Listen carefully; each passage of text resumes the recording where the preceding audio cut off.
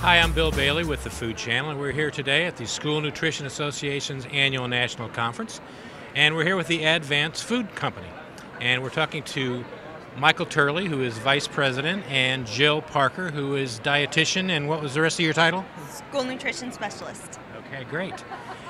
I know you guys, the big deal this year is cutting sodium, is that correct? Absolutely. It's been our focus the last 12 months, and a lot of what we're doing this week is highlighting what we call our phase one of our lower sodium effort, and working with our dietitian, reworking some of our key items to reduce the sodium. I understand you've reduced sodium in 5 of your hottest products, is that right? Yes, what we did, instead of introducing new products, is we actually looked at the top 5 selling items in our company and decided this was our way to make the largest impact and make an impact now. And so, as you said, our top 5 items. What items are those? It's a hamburger and a chicken nugget and a turkey patty, breaded turkey patty, and a Breaded beef finger. Breaded beef finger. And breaded pork patty. Breaded pork patty. There you go. Jill, can you talk to us a little bit about the importance of reducing sodium? Yes. Americans, we tend to get too much sodium in our diets anyway, and this was a good place for us to start at an early age, teaching the lower sodium and starting to change those taste buds, because it is something that we get used to. So we wanted to, the earlier we start, the better chance we have of, affecting those taste buds for the kids throughout their lifespan. Yeah, as I understand it, the American public has kind of gotten used to eating more and more sodium over the years. Absolutely, they have, and it's a taste preference now, and so we're used to that flavor. So it's a challenge to lower the sodium and counteract that taste preference. We have to do it in incremental changes so that the product's accepted. And if you start young, that's probably the best way to do it. That's the best time. So, overall, what are your most popular products with kids? Our most popular products, obviously, the hamburger. It's probably number one.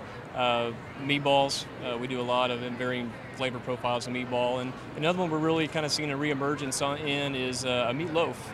And that's one of our key products we're focusing on this week as well, is a new Homestyle Meatloaf, and really giving kids what mom would make in the kitchen. And for us, and again, this was something the dietitians worked on, all natural flavors, no artificial peppers and onions. This has real peppers and onions in the meatloaf, and what you would expect to get at home. And then the chicken nuggets are huge for us, and then breaded steak fingers are a huge item for us. Jill, how long did it take the company to before they were able to get the sodium down to, I believe it's 25% lower, is that right? Our char patty is about an average of 30% lower, and our breaded beef finger is actually 45% lower. And we've worked on this project for about 11 months now, so it's not a fast process.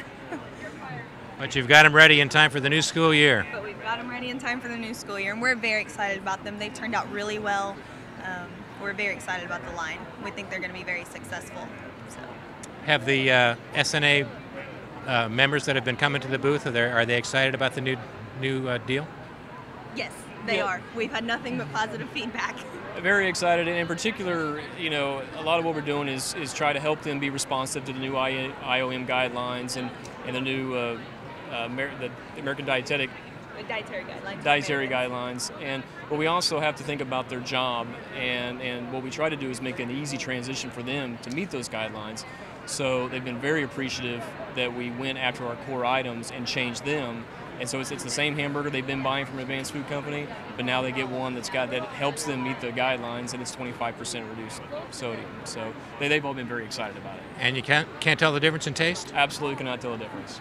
We've actually had most of them tell us that it's an improvement over our current product, which we're very excited about that feedback, because again, it's been a long project, so we like to hear the positive comments. Sure. Have the kids reacted well to it? Have you tested it with kids? Have tasted it with kids, and that's the challenge when you reduce fat or you reduce sodium, is you lose a flavor component. So it's been a real challenge to work with different seasonings to try to make sure that you have something that they like and find favorable. And the response has been what we wanted, and it's really not being able to tell a difference. And that's a huge success for us. So what are those seasonings? Is that a secret? That's a secret. That's a secret. If people want to learn more about those products or about any of your products in your product line, you probably have a website, I'm guessing. We do, dancefoodcompany.com. Simple enough. Simple enough. We're also doing a story on the Food Channel. I'd like you to help us out with it a little bit if you can, on snacking and what people are eating. What are the snack trends these days, and do you guys have some products targeted that way, or any products in the pipeline that you're looking at in the snack category? For part one of that, I'll defer to our dietitian for the first part of that. A lot of what we see people snacking on are still chips, and we're starting to see a little bit more of a trend going towards more whole grain, crackers, cheese, fruit, things like that. But we're still seeing some snacking on some of the other things. Still eating some of the bad stuff. Still some of the bad stuff. As far as our products go, we are looking at some more anytime type sandwiches for snacks. Obviously any of our products can be served anytime, but because of what we do and kind of being the center of the plate protein, they're not typically conducive for midday snacks or late afternoon snacks. It just doesn't quite fit with what we do. But certainly we're aware of the importance of the school day being longer. Some schools are serving, a late afternoon snack, and it's something that we're aware of, and we're going to hopefully be addressing in the future. Okay.